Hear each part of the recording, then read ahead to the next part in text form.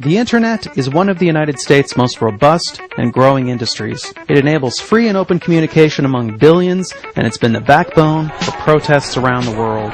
But a new bill proposes we give the power to censor the Internet to the entertainment industry. It's called Protect IP, and here's how it works.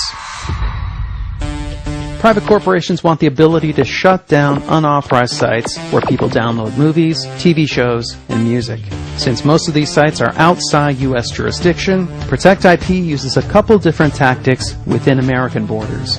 Firstly, it gives the government the power to make U.S. Internet providers block access to infringing domain names.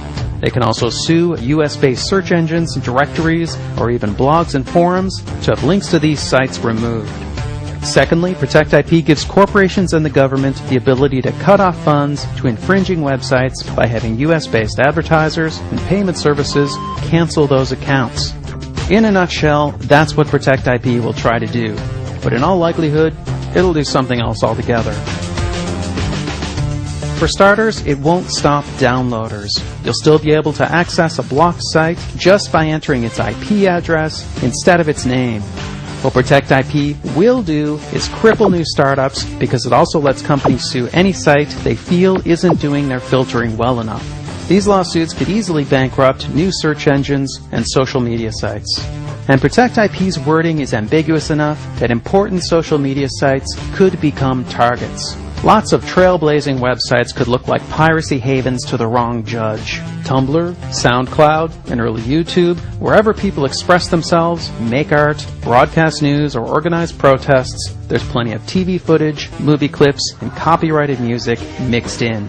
And even if you trust the U.S. government not to abuse their new power to censor the net, what about the countries that follow in our path and pass similar laws? People around the world will have very different internets, and unscrupulous governments will have powerful tools to hinder free expression. But perhaps most dangerously, Protect IP will meddle with the inner workings of the net. Experts believe by fiddling with the web's registry of domain names, the result will be less security and less stability. In short, Protect IP won't stop piracy, but it will introduce vast potential for censorship and abuse while making the web less safe and less reliable. This is the Internet we're talking about. It's a vital and vibrant medium, and our government is tampering with its basic structure so people will maybe buy more Hollywood movies. But Hollywood movies don't get grassroots candidates elected. They don't overthrow corrupt regimes, and the entire entertainment industry doesn't even contribute that much to our economy. The Internet does all these and more. Corporations already have tools to fight piracy. They have the power to take down specific content, to sue peer-to-peer software companies out of existence, and to sue journalists just for talking about how to copy a DVD. They have a history of stretching and abusing their powers. They tried to take a baby video off YouTube just for the music playing in the background. They've used legal penalties written for large-scale commercial piracy to go after families and children. They even sued to ban the VCR and the first MP3 players. So the question is, how far will they take all this?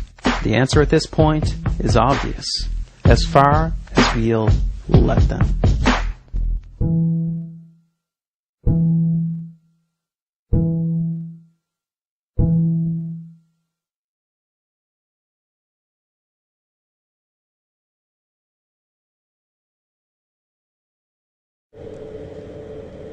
Oh, hello there. I'm Alexis Ohanian. In 2005, Steve Huffman and I started Reddit.com. A few years after that, I started a publishing company called Breadpig.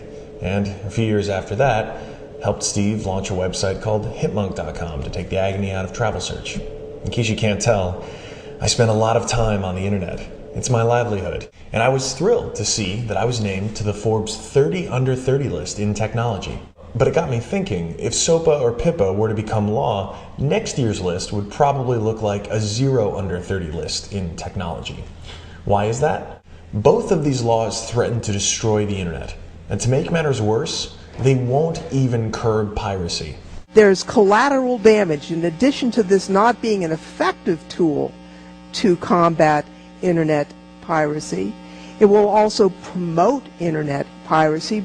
How come Congress can't seem to agree on anything that matters in this country when it comes to unemployment, or the deficit. They're totally gridlocked.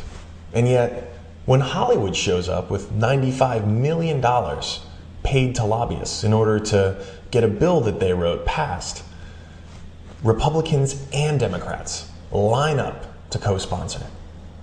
This just doesn't seem right. Furthermore, we have members of the House who admit that they don't understand the technology behind it. Mr. Watt is recognized. Thank you, Mr. Chairman.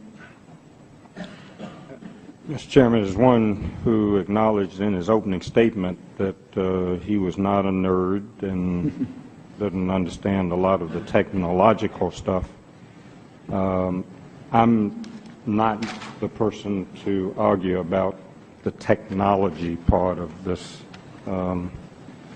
Why would you want to make a bill become a law if you don't understand how it works? We have a number of papers from some very qualified people who say that this hurts cybersecurity. Well, I don't believe... And other than saying, well, we got to do something, I agree with you. I do not believe that, but with all due respect, how to just say, well, I don't believe that, these guys are experts. We don't need more government attempting to meddle in places it does not understand. The solution is innovation, not legislation. And if you agree with me, please contact your senators, contact your representatives, and let them know that we will not stand for such bad legislation as SOPA or PIPA.